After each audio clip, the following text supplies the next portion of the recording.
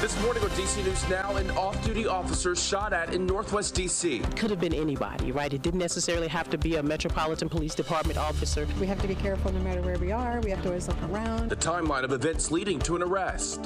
Temperatures climbing to the 80s. How hot it will get before rain returns. A spike in violence at DC's Juvenile Detention Center. What leaders are doing to fix the issue. Out of all the days that happened today, and then they didn't really have a backup plan. UMD graduates getting a do-over when students will walk across the stage after an unexpected power outage. And record-breaking travel right around the corner. What you need to know ahead of the upcoming holiday. You're watching the station covering all of the DMV. This is DC News Now.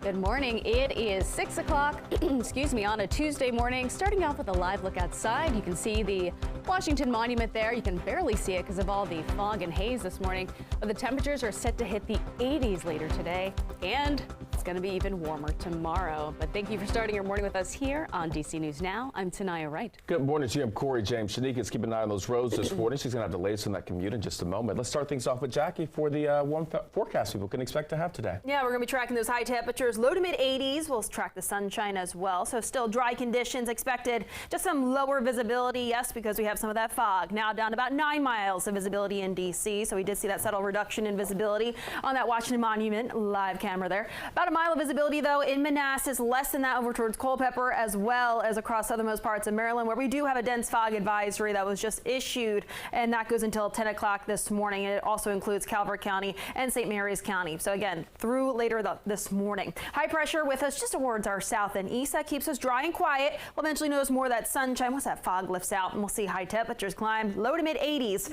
out there for your Tuesday afternoon. Tomorrow will be hotter, nearing 90 degrees, but we'll stick around for the rest of the week and into that Memorial Day weekend. All those details coming up. Shanika's back with a look at those roadways. How's traffic?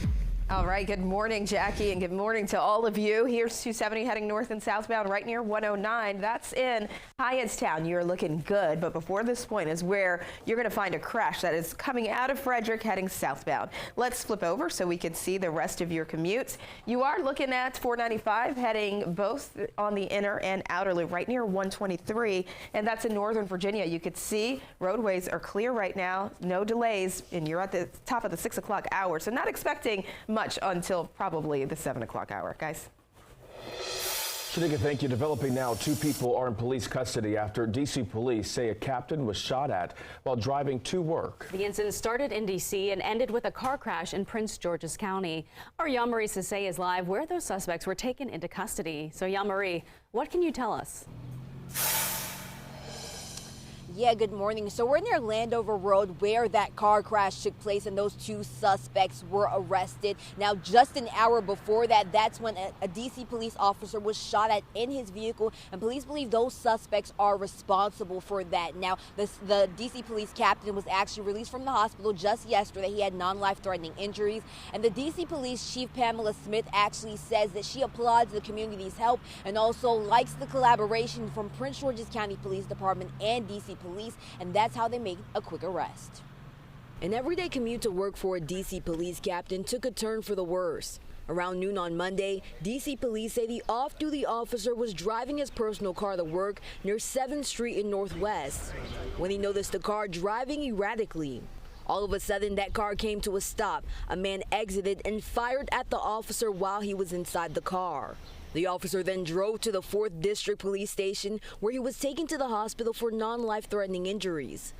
The officer was able to get a partial plate number and a description of the suspect's car, and that's when police began their search. Around 1 p.m., the suspects crashed their car in Landover, Maryland, near Dodge Park and Landover Road. And that's where Prince George's County Police arrested 2 men. In a press conference, DC Police Chief Pamela Smith said this type of violence is unacceptable.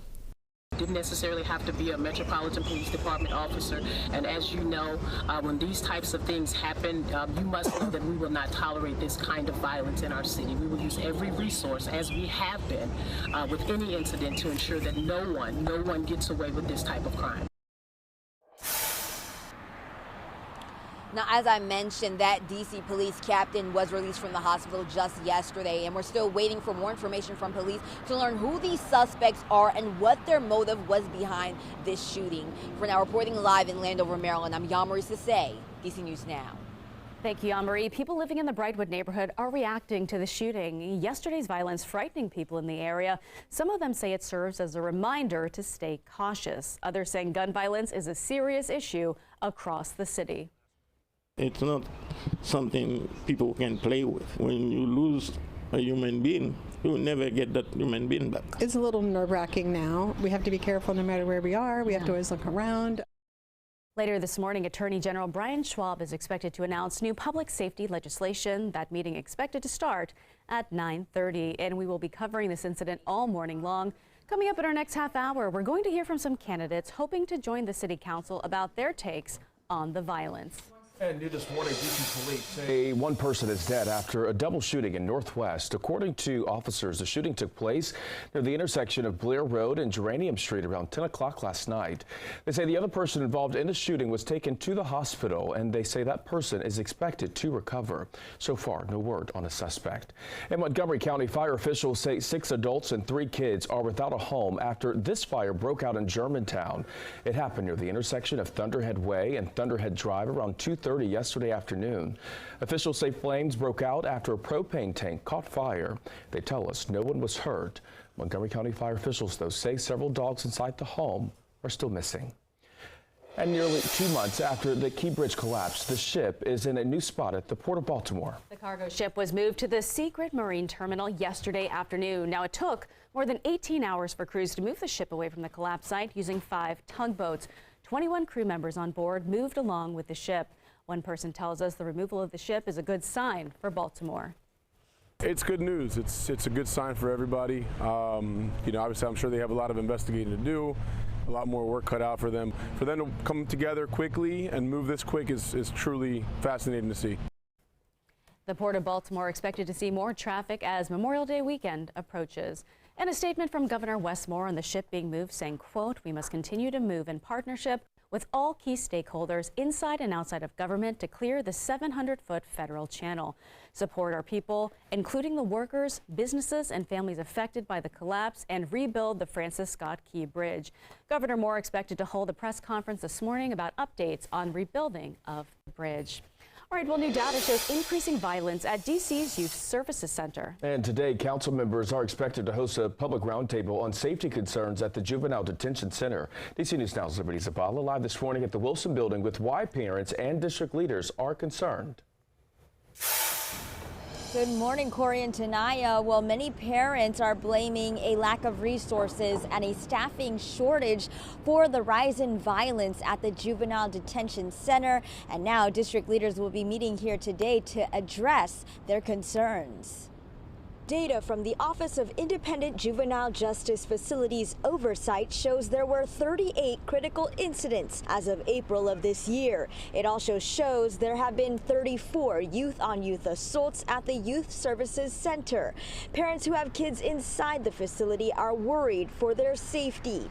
After a brawl at the facility involving multiple youth, Councilmember Trayvon White even paid an emergency visit to the facility back in November of last year. The data shows the number of youth-on-youth assaults more than doubled from March to April. It's also the highest it's been since October-November of 2023. Back in November of last year, juvenile justice experts also raised concerns about staffing issues impacting the violence. Staffing levels are down as the facility has reached capacity and at times been overcrowded.